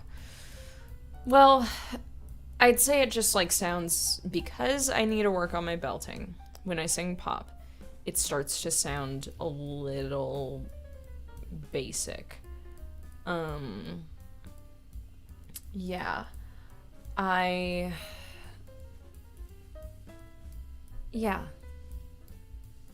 just think that it's hard. I prefer classical types of singing. Oh wow, I hope this doesn't sound weird, but you look and sound exactly like my best friend from many years ago. Like, it's uncanny. Oh wow. That's crazy. It's, maybe I am. No. Maybe.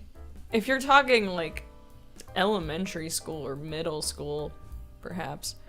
She was also an actress, which is crazy. Oh wow, that is crazy. Competition? Noelle lookalike out there? No. I think like that's also another thing I'm scared of as to why my endeavors in like film acting are a little like limited right now, because I'm like, there's like, I've heard you go to film auditions and everyone there just looks like a more like attractive version of you. And so I'm like, but yeah. I also think I'm like, it's unfortunate. This shouldn't really be something that holds people back in acting. And they have like makeup departments and everything.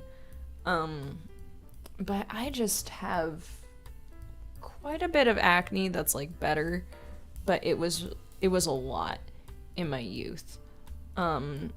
And well, I'm trying to like schedule sometime in the future, like maybe an appointment where I can like get that looked at. Just do away with all of that. But sometimes it's a thing where it's like, it's just the genetics you get, and sometimes those genetics are just a bunch of acne. But it's better now. I think if I use moisturizer more consistently, that's not as much of a issue.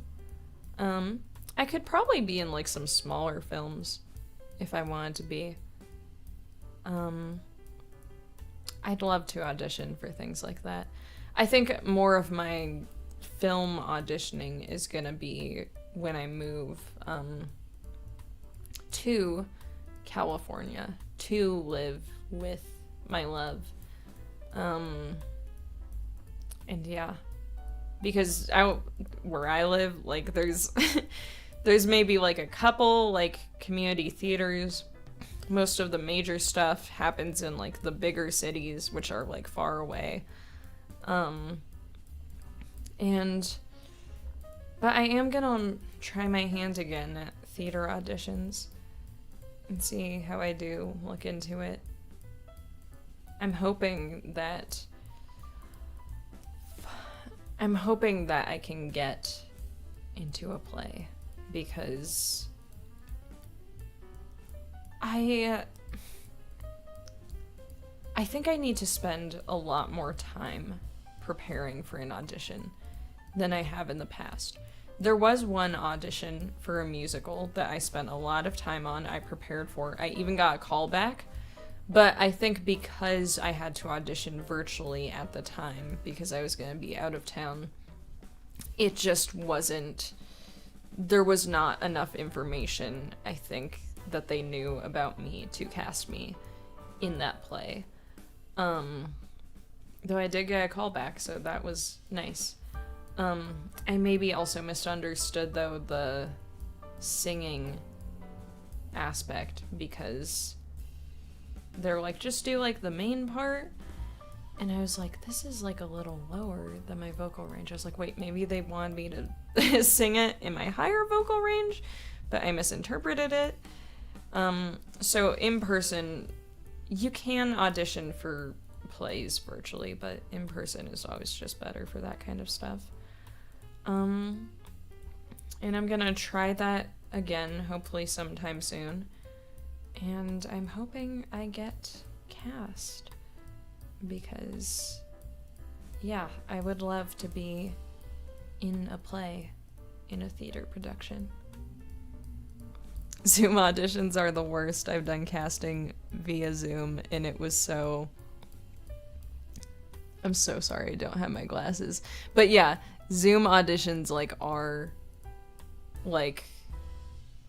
they're difficult. I'm fortunate enough where I've never had to do that yet, but...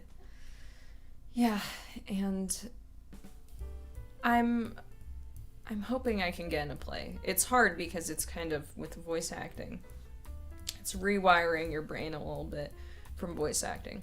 Voice acting is about having good inflection, and having good inflection in a very kind of like subtle type of way, but where it's not like, it's still like fitting, and it's still, because, you know, you'll do like voice acting and you'll be like, I don't know, this is a pretty tough one. I don't think we're gonna be able to get out of this without any help. And then when you do like theater acting, you gotta be loud, and you gotta be a little more like dramatic and expressive. So you gotta be like, I don't know, this seems like a tough one. I don't really think there's a way we're gonna get out of this without any help. And it's just like, the projection is something you have to get used to, because it feels so like unnatural sometimes, but you are talking to the audience. And so yeah, I gotta work more on my acting in the theater and film aspects. I got to do an acting for the camera. I got to be there for one class once, and like that opened my eyes to some things I have to work on for acting in the camera. For commercial acting, I have this problem where I just like don't blink ever, and I'm like, buy our product today. And like I don't blink at all. So you just gotta make it a little more conversational, like, buy our product today, and you gotta remember to blink. And it's like, that's something I never thought I would have to think about in acting. But yeah. Yeah, not just projecting sound, but projecting emotion in a big scale. Yeah, exactly. Like, that's where each acting has like its own difficulties and its own challenge. With theater acting, it's sounding, being good at acting, being natural, being like convincing people that you are this character and you have like this archetype down and everything. But also at the same time, just being loud and projecting. I got to be in a music theater production once when I was like in my first year of college. That was fun. I got to do songs from Waitress and In the Heights. Because we only had like a couple of people in that class, I was like the abuela in the Heights, and I was like, I don't know if I'm giving abuela energy.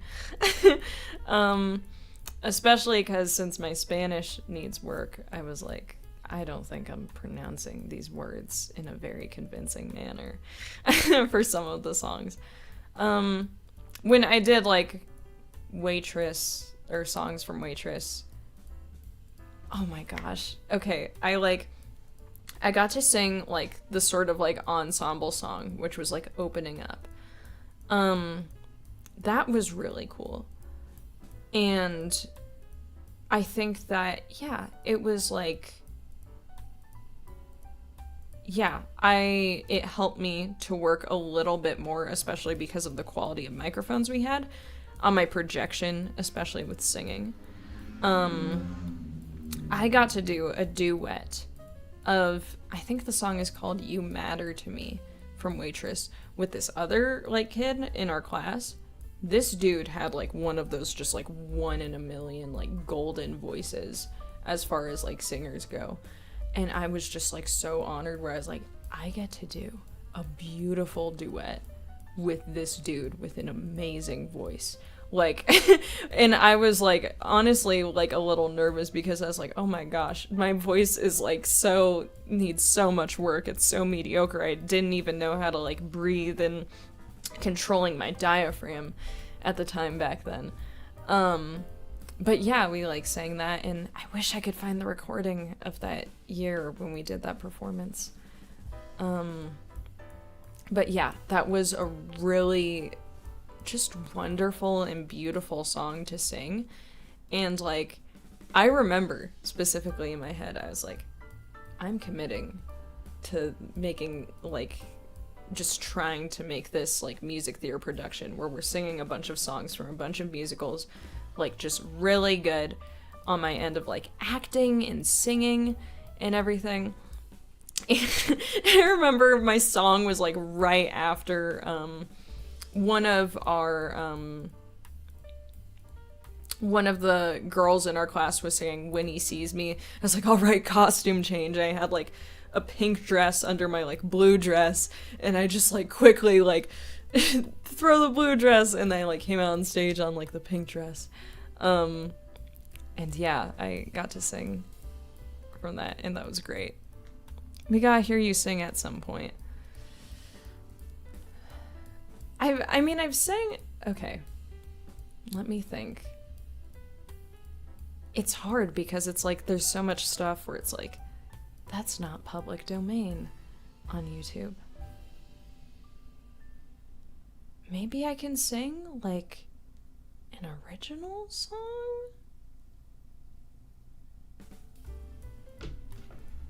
Or one of the songs I did for my like streams, but I feel like most of them are silly. With the exception of 1 or 2. I still have my stream music from the time I was like writing music on stream. Okay, let's see.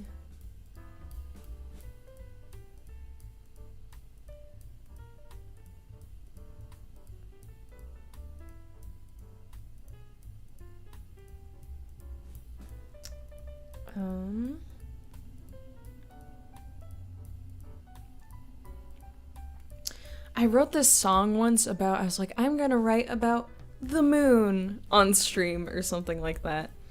I would pull out my guitar, but I don't want you guys having to watch me just awkwardly like trank out my guitar for a couple of seconds. So this is gonna be just pure a cappella. Luminescent shimmering rays guide me through the multitude of pathways. Darkness attempts to cover my face, defeated by both night and day. I think it was in a different key. Yeah, it was in a different key. I'm so sorry. I'm like changing the key. Reflective and grand, I reach my hands to the lantern leading me through these lands. Silver and pure shines upon the shores, guiding me back to my homeland. It's been a while since I've sang this song. I'd have to play the guitar again with it to remember. So, let's see, what's the key?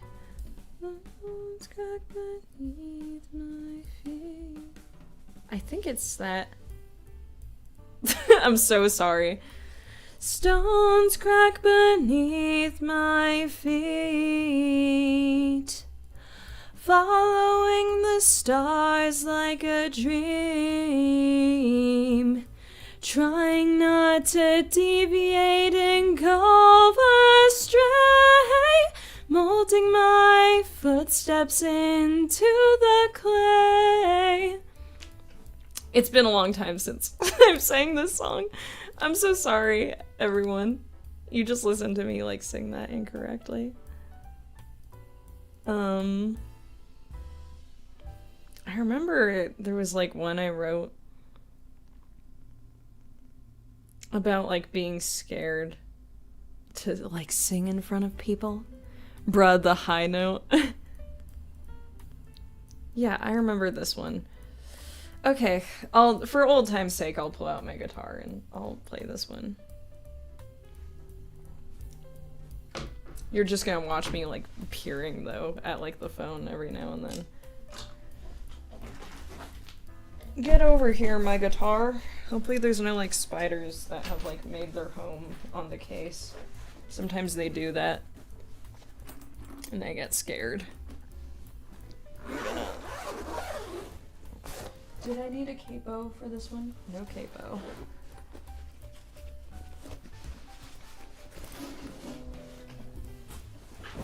That might be out of tune.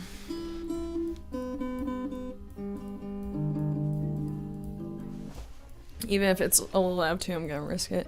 The spiders have replaced your guitar. It's just like a guitar made of spiders. Alright. I should probably zoom in. This is just E.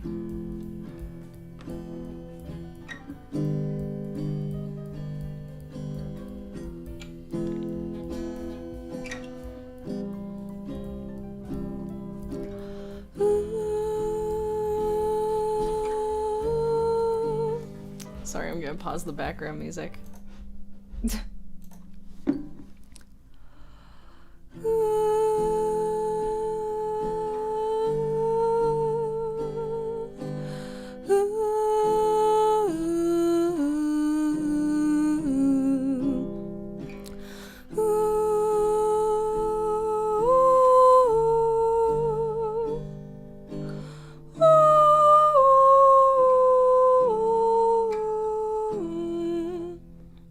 Gee, I wonder who's inspired by League of Legends music. It's not like it's the same key. Poems and songs of old echo and unfold, but my stories might become untold. Buried in the land, not a philosopher, even a writer. Great authors make the best liars, 'cause they know how to take command. imagination whispers in the wind from a voice that's oh so thin. My invention, chanting through her grin, terrified to be heard, almost seems absurd, considering my participation in entertainment, measuring my first impression against their judgment. Is it my fate to be a sensation? That was rough. Never been this loud, reaching through the crowd, filled with doubt. I'm filled with doubt. There was a rusty note, but that's okay.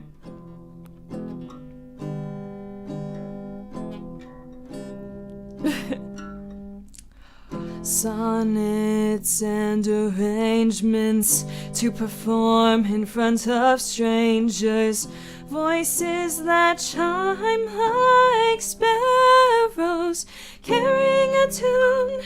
Not a composer and not a conductor. Great artists make their own inspiration, but I'm just a frail messenger with mere determination. Whispers in the wind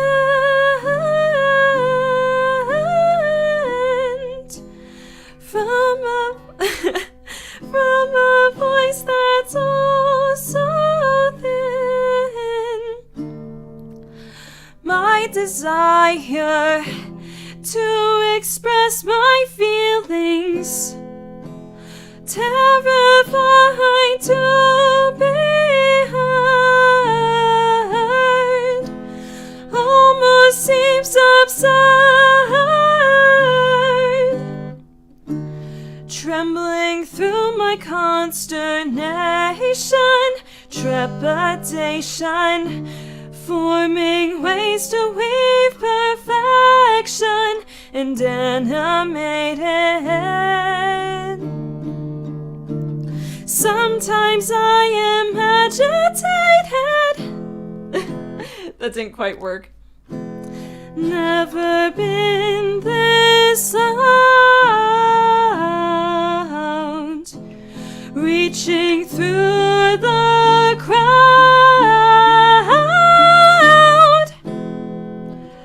filled with doubt. I'm filled with doubt.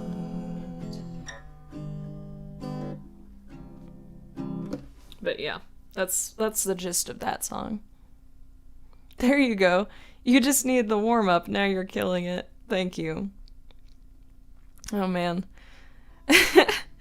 Girl, your voice is so good. Oh, thank you. Yeah, it's the spiders comments. But yeah, I try to work on singing as often as I can. I like how you guys can't see the guitar and you just have to take my word for it that I'm playing it. Let's see.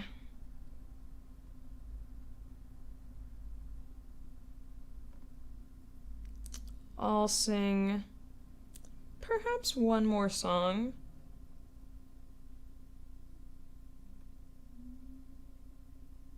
It depends, though. I should actually probably save my voice, especially for teaching today.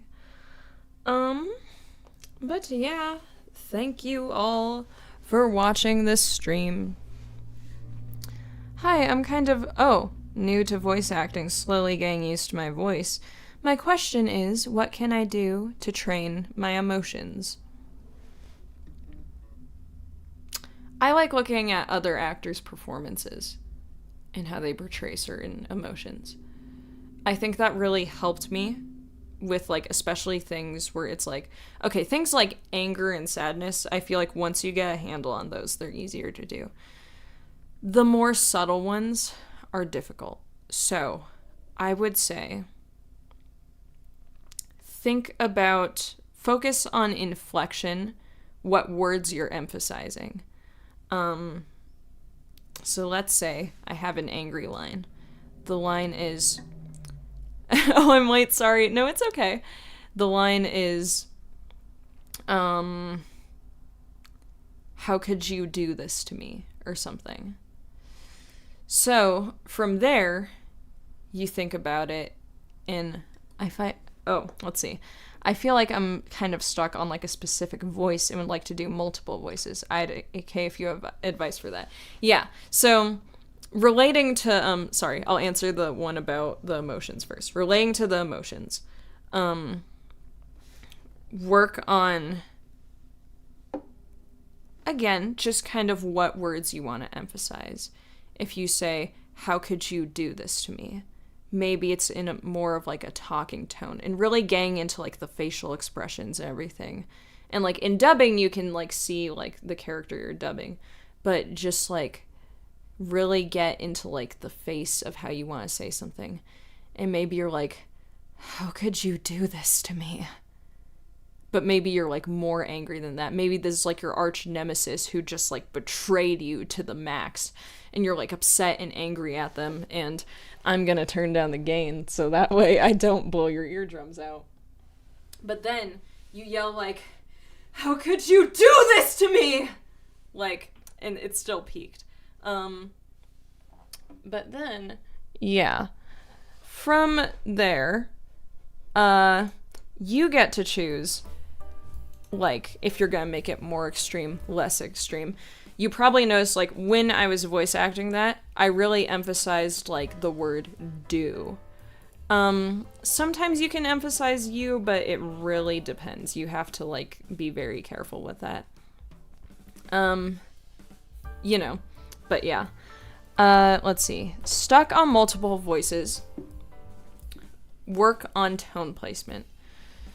In singing, you have, like, sort of a more, like, classical tone placement that's kind of, like, back here and it's very open. You can, like, the roof of your mouth and then your nose. From there, it's a little more trial and error, figuring out what voices hurt your voice the least. Or, actually, don't hurt your voice at all. Like, go with voices that don't hurt your voice. But if I bring my voice forward in this kind of like nasally position, it sounds a lot deeper, but it's more like an antagonist kind of deeper, as opposed to like a really chest kind of deeper. But I can also use my tone placement in my nose and make it a little smaller so it sounds like this. Or sometimes even go for a stuffy nose and then it sounds like a silly little goober. And then you kind of bring it to the roof of your mouth, I feel like. At least for smaller girl voices. That's my experience. But yeah, it's just trying different things out. Yeah, exactly. It's just trying different things out. Let's see. It was slightly lower than my usual voice. Yeah. And like my voice was gonna crack, I also got more emphasis. Yeah, with my voice, for, like, lower voices, I can either make it, like, kind of throaty, like this, but that's, like, more like my natural voice, but just emphasizing the throat. Just be careful with that. Or, again, I can bring it, like, forward into my nasal region. But yeah, that's what I would recommend. For singing, my problem is that I have a thick accent, so sometimes words sound odd. My Latino accent... No, Juan understands. That's my boyfriend who also does voice acting. Yeah, if you want to work on enunciation, I think there's always videos out there that are just like, use these sentences to get used to the enunciation of like this accent. Though there's like plenty of people out there who are willing to like hire you, even if you have an accent, like that's fine. But you do want good enunciation. So maybe just work on being, like, distinct with things like certain consonants, and not like slurring the words too much. And so things like tongue twisters can also help with that. Like it's basic, but like, she sells seashells by the seashore, and be very distinct with it. Like, she sells seashells by the seashore. She sells seashells by the seashore. Things like that help. Wow, you're changing your voice so fast. That was impressive. Thank you. Let's see. Oh, I do the work for free. I'm just learning. Yeah. And it's always, honestly, it's always good to be in like your learning phase before you start auditioning for stuff. Like, I probably just did voice acting for like working on voice acting for, I want to say, maybe 2 to 3 years before I actually auditioned for stuff. You don't have to do that long. You can still audition for things, but also listening to your voice a lot, recording your voice, listening to your voice, getting familiar with what your voice sounds like. That's what I would recommend. But yeah, what helps is I'm mainly an animator of independent projects, so I do voices for my characters. Yeah, that's good. You know what I also did, now that I think about it, when I started getting more into voice acting? I'm yapping, sorry. No, it's okay.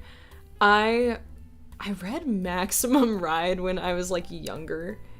And then I decided, I was like, you know what? That's like a story where in my head I'm like, maybe if I could just envision the acting more, I'd like the characters more. The story's pretty good, but there's still like some issues I have with it sometimes. But to practice sometimes, I'd take a book, I'd read that book out loud, I'd record myself, and I'd try to give the characters voices, and I'd try to be very distinct with their inflection. Another one I did that with was like Watership Down, which was it's an older book, it's like Lord of the Rings, but with rabbits. I really like it.